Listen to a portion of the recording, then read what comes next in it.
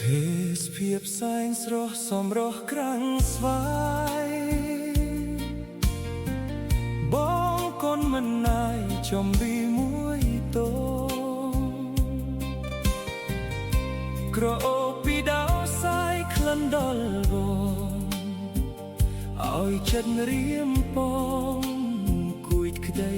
ស្នេហា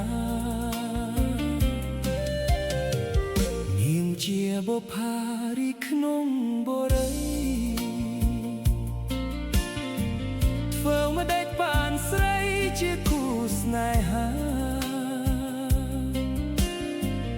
បងជាកាន់ឡងត្រាច់ឆ្លងកាត់ផ្ទះជីវ៉ាអោផ្កាអើយផ្កាកូនលំសំស្នេហ៍អភូមិក្រាំងស្វាយមិនឆ្ងាយពីក្រុងអើយចិត្តកូនលំចង់ហើយទៅហើមក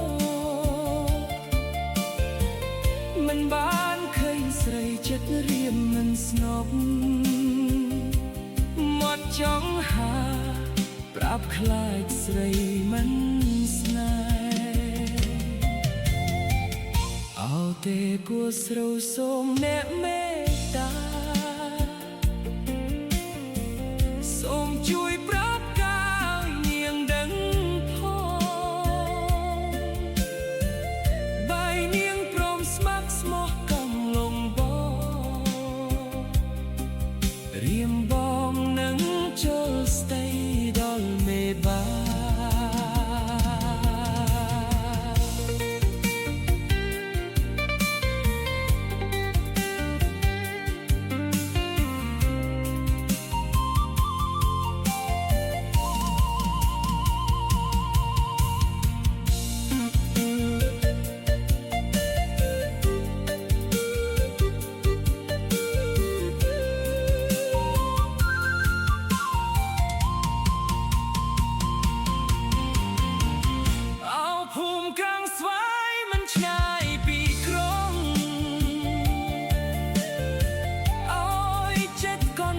ចង់ហៅទៅហាមក